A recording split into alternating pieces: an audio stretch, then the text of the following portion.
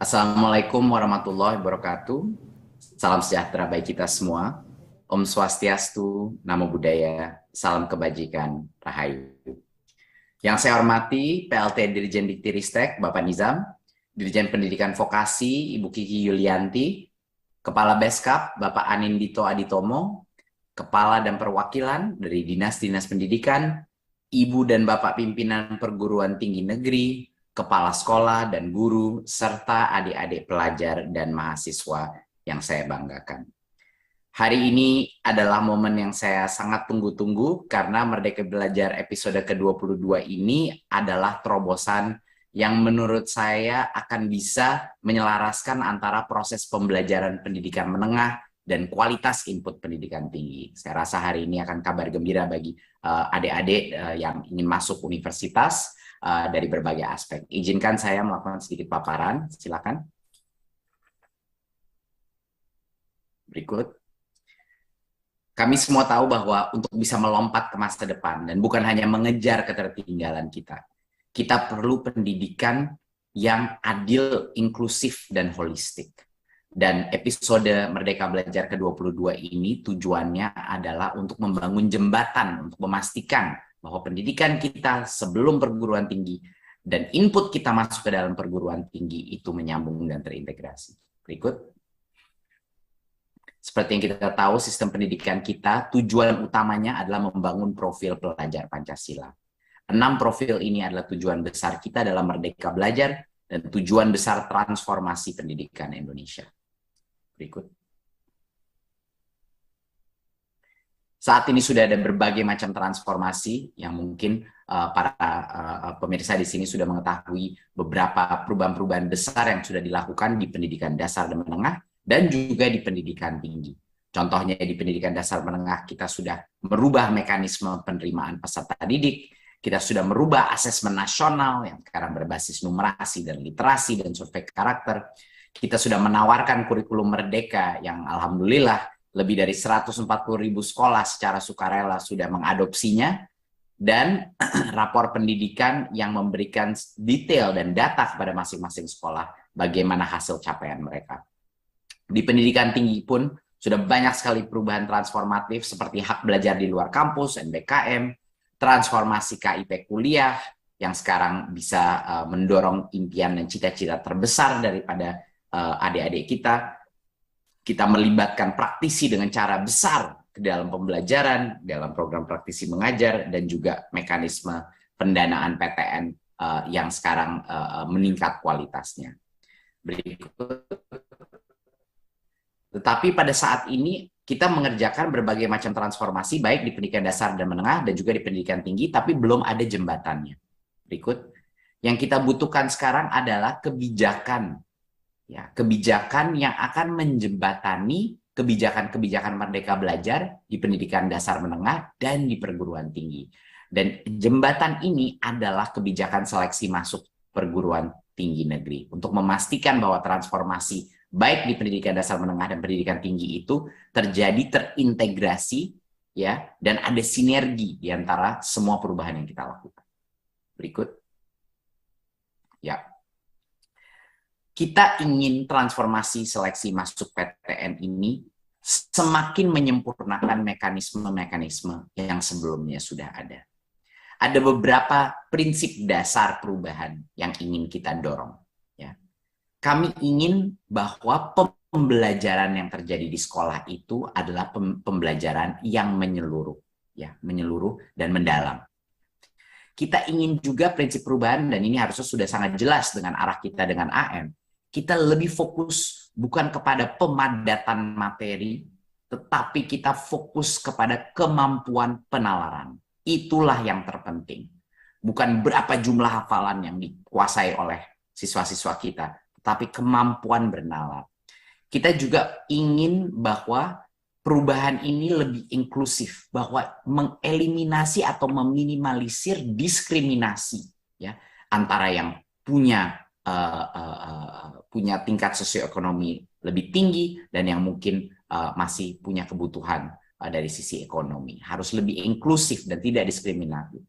Kita juga ingin proses ini lebih transparan dan terakhir lebih terintegrasi, dengan berbagai macam program dan cita-cita daripada mahasiswa kita. Seperti yang Bapak dan Ibu mengetahui, kita punya 3 jalur seleksi untuk perguruan tinggi. Yang pertama adalah seleksi nasional berdasarkan prestasi, yang disebut SNMPTN.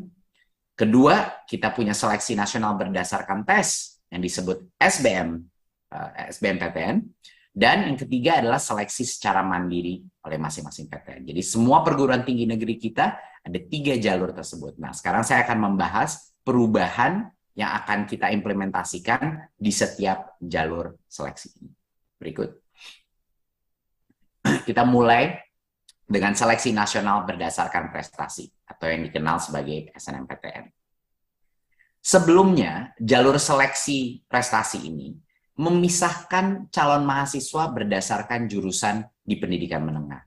Seperti yang banyak teman-teman yang sudah masuk lewat jalur ini mengetahui, dulu itu pilihan program studinya itu dibatasi berdasarkan jurusan mereka di pendidikan menengah, ya kan? Apakah IPA atau IPS track itu yang akan menentukan pilihan program studinya pada saat di universitas. Dan dulu itu hanya mata pelajaran tertentu yang dipertimbangkan atau angka dalam mata pelajaran tersebut yang dipertimbangkan dalam seleksi. Nah, ini menimbulkan beberapa masalah. Masalah pertama adalah bagi peserta didik yang mungkin di umur yang sangat muda itu menentukan dia mengikuti track yang apa, itu tidak punya kesempatan untuk mengeksplorasi. Dia harus menentukan seperti apa grouping prodi yang dia inginkan sangat awal dalam umurnya dia, yang mungkin dia mengalami perubahan dan dia tidak bisa mengeksplor. Mungkin ada orang yang mengambil track IPS tetapi menginginkan mata pelajaran IPA dan sebaliknya. Dan ini melimit fleksibilitas daripada murid-murid kami. Dan yang kedua adalah dampaknya adalah hanya mata pelajaran tertentu yang dianggap penting dalam jalur ini. Jadi banyak sekali murid-murid kita dan juga guru-guru kita malah tidak berfokus kepada mata pelajaran secara holistik, hanya kepada beberapa mata pelajaran yang berhubungan dengan prodi itu. Nah, ini menimbulkan sistem pembelajaran yang sangat terpecah-pecah dan tidak holistik. Berikut. Padahal seperti yang kita ketahui, di masa depan, peserta didik ini sangat membutuhkan kompetensi yang holistik dan multidisipliner. Ya, tidak ada pekerjaan di masa depan pada saat anak-anak keluar dari sistem pendidikan kita yang akan membutuhkan satu ilmu saja. Seperti contoh, insinyur perlu ilmu dasar teknik, tapi juga perlu ilmu desain untuk mengerti bagaimana cara mendesain. Pengacara perlu ilmu hukum yang sangat kuat, tapi ilmu komunikasi sangat penting dalam bidang ini. Sama di bidang film misalnya, di bidang seni atau film, di mana ilmu dasar perfilman itu sangat penting, tapi tanpa mengerti pemasaran, dia tidak akan bisa juga sukses dalam memasarkan produknya dan talentanya dia. Nah, proses seleksi PTN ini harus mendorong pembelajaran yang menyeluruh dan multidisiplin. Dan ini adalah kenapa kita melakukan perubahan. Berikut. Perubahan terbesar yang akan kita lakukan pada seleksi nasional prestasi adalah kita menambahkan suatu kriteria, minimal 50% daripada kriteria. Itu adalah nilai rata-rata rapor secara keseluruhan daripada murid tersebut. Ya. Dan sisanya adalah komponen penggali minat dan bakat. Sisanya itu adalah nilai rapor dari 2 mata pelajaran pendukung untuk prodi tersebut, atau prestasi, dan atau portfolio untuk prodi seni dan olahraga. Nah, perubahan terbesar di sini adalah kita memastikan bahwa minimal 50% daripada bobot penilaian dalam jalur seleksi nasional berdasarkan prestasi ini adalah minimal 50% itu nilai rata-rata rapor secara keseluruhan.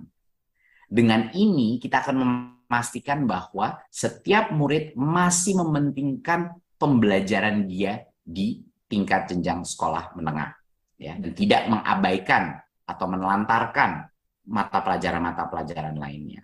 Tetapi tetap PTN bisa menentukan komposisi persentase antara komponen 1 dan komponen 2. Ya.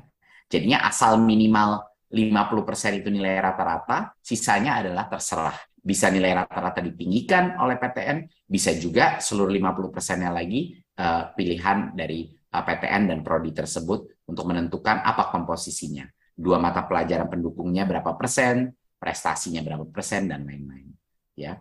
Dan penentuan ini bisa saja berbeda antara prodi di dalam PTN yang sama. Jadi kalau di dalam PTN yang sama, prodinya berbeda, mereka masing-masing prodi boleh menentukan komponen beratnya.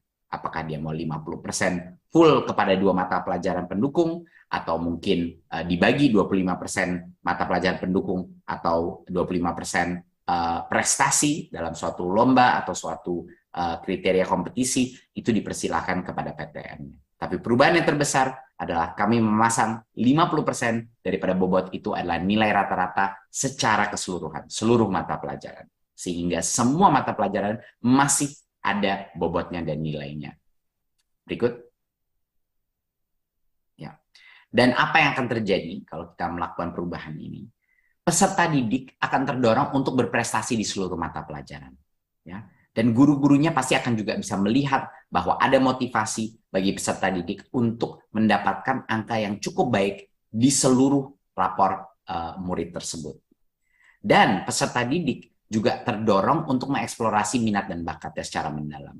Jadinya, walaupun ada 50% bobot itu adalah nilai seluruh pembelajaran, masih sampai dengan 50% sisanya itu bisa berdasarkan fokus atau spesialitas daripada murid tersebut yang berhubungan dengan prodi yang sesuai dengan minat dan bakatnya.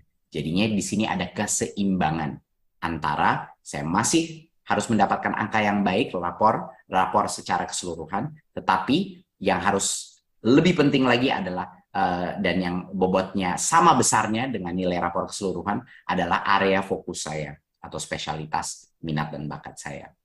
Berikut. Nah, untuk bisa sukses di jalur ini, peserta didik ini harus menyadari bahwa semua mata pelajaran itu masih penting. Ya. Jadi mereka fokus untuk belajar secara menyeluruh. Ya. Saya rasa banyak sekali guru-guru akan sangat senang dengan ini, karena banyak sekali guru-guru di tingkat SMA yang mungkin sudah melihat anaknya sudah demotivasi di beberapa mata pelajaran tertentu dan fokus kepada hanya area-area yang berhubungan dengan prodinya. Ini memberikan para siswa untuk menggali minat dan bakat secara tekun, ya, tingkatkan prestasi mereka, memberikan insentif untuk meningkatkan prestasi, dan mengeksplorasi pilihan prodi yang sesuai dengan minat dan bakatnya. Ya. Dan juga ini meningkatkan transparansi terhadap kalau anak itu ingin mengetahui apa sih komponen penilaian untuk masing-masing prodi di masing-masing perguruan tinggi, ini bisa secara transparan tersebut bisa dicari dan anak itu bisa melakukan perencanaan yang lebih matang. Dan tentunya dukungan orang tua dan guru agar peserta didik dapat berprestasi dan memilih prodi yang sesuai minat bakat itu sangat penting untuk mensukseskan jalur seleksi prestasi ini. Berikut. Sekarang kita masuk ke bagian kedua, yaitu seleksi nasional berdasarkan tes. Berikut. Saat ini, SBMPTN itu mengujikan banyak materi. Banyak sekali mata pelajaran. Pasti teman-teman kita yang sudah mengikuti jalur SBMPTN sudah sangat mengenal bahwa sebenarnya jumlah informasi yang harus dihafal untuk menguasai tes-tes mata pelajaran itu begitu besar.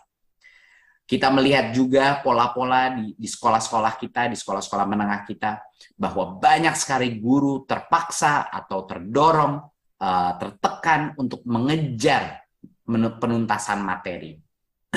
Dan dengan tekanan itu kurang menekankan pemahaman. Karena ada UTBK, udah SBMPTN.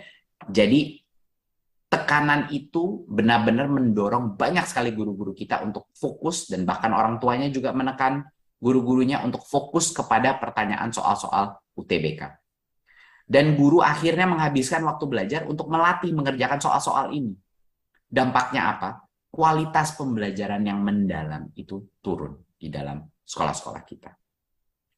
Dan salah satu dampak terbesar juga, dan saya sudah berbicara dengan berbagai macam mahasiswa mengenai masalah ini, adalah banyaknya peserta didik yang tertekan, ya, orang tua yang tertekan untuk harus mengikuti berbagai macam bimbingan belajar per mata pelajaran yang harus diambil di tes SBMPTN. Ya, tekanan ini menjadi beban finansial, beban mental bagi murid, dan ini adalah sangat sulit dan sangat diskriminatif terhadap peserta didik dari keluarga yang kurang mampu, yang tidak mampu untuk mengikuti berbagai macam bimbingan belajar yang mahal. Gitu. Nah, seleksi masuk PTN ini harusnya tidak menurunkan kualitas pembelajaran pendidikan menengah, dan harus lebih inklusif dan adil, tidak diskriminatif pada peserta didik dari keluarga yang kurang mampu dan tidak mampu untuk membimbelkan anaknya. Ya. Jadi apa perubahan besar yang akan kita lakukan di SBMPTN? Berikut. Karena itu, seleksi nasional berdasarkan tes, sekarang tidak ada lagi tes mata pelajaran. Saya ulang sekali lagi. Tidak ada lagi tes yang spesifik ke setiap mata pelajaran. Ini akan diganti dan disederhanakan. Hanya ada satu tes skolastik yang mengukur kemampuan bernalar siswa. Kemampuan potensi kognitif, logika, penalaran matematika, ya, literasi dalam bahasa Indonesia, dan literasi dalam bahasa Inggris. Jadi kami harap ini akan menjadi kabar yang sangat gembira bagi para calon-calon pengambil seleksi nasional berdasarkan tes, di mana tidak ada lagi tes mata pelajaran dan hanya ada satu tes yang tidak berhubungan dengan penghafalan materi, hanya berhubungan dengan kemampuan bernalar, ya, problem solving, potensi kognitif melalui tes skolastik ini. Dan literasi yang kita maksud dalam bahasa Indonesia dan bahasa Inggris bukan teknik gramatika kemampuan, tetapi kemampuan mengerti logika daripada daripada teks tersebut. Benar-benar literasi yang secara mendalam, pengertian, comprehension daripada pertanyaan tersebut. Berikut beberapa contoh tes-tes kognitif, dan tentunya peserta didik tidak akan kaget dengan jenis-jenis pertanyaan seperti ini, karena banyak dari mereka yang sudah melalui asesmen nasional, di mana banyak sekali kesamaan antara asesmen nasional dan juga tes-tes yang akan masuk di SBMPTN yang telah direvisi seperti ini. Jadi semua pertanyaannya adalah mengenai mengerti logika, ya, dan bisa menganalisa suatu problem yang kontekstual. Berikut. Ya, di sini kita melihat salah satu tes penalaran matematika, di mana dipresentasikan data, dipresentasikan suatu konteks dalam situasi yang real, dan anak-anak didorong untuk melakukan analisa yang mendalam mengenai situasi ini. Dan bisa kita mengetes bagaimana anak itu bisa menggunakan informasi yang ada untuk memecahkan suatu permasalahan dan menjawab pertanyaan tersebut. Berikut. Seperti poin saya yang sebelumnya, tes literasi ini bukan tes teknik mengenai membaca atau teknik untuk bisa menggunakan bahasa, tetapi benar-benar mengerti esensi daripada suatu bacaan, ya, dan bisa melakukan analisa terhadap apa yang dimaksud di dalam argumen di dalam bacaan tersebut. Berikut. Dan sama juga di dalam bahasa Inggris, kita melakukan hal yang sama, benar-benar literasi mendalam, bukan yang mengetes bahasa secara cetek, tetapi mengetes logika dan pengertian analisa daripada suatu badan bacaan. Berikut. Nah, dengan demikian, skema seleksi ini akan jauh lebih adil dan memberikan kesempatan sukses kepada semua yang mengambil jalur seleksi nasional berdasarkan tes. Jadi peserta didik itu tidak lagi tergantung kepada lembaga bimbel-bimbel untuk persiapan tes. Dan bagi banyak sekali anak-anak yang termotivasi ambisi tapi keluarganya tidak mampu untuk mengirim dia kepada bimbingan belajar, ini akan menjadi kabar yang sangat gembira. Dan tidak perlu khawatir lagi harus menghafal begitu banyak konten untuk mengikuti tes seleksi ini. Orang tua pun tidak terbebani dengan tanggungan finansial tambahan untuk bimbingan belajar, dan bagi guru, guru bisa lebih fokus kepada pembelajaran yang bermakna, yang berorientasi kepada penalaran yang mendalam, bukan hafalan, dan tidak harus kejar tayang hafalan materi.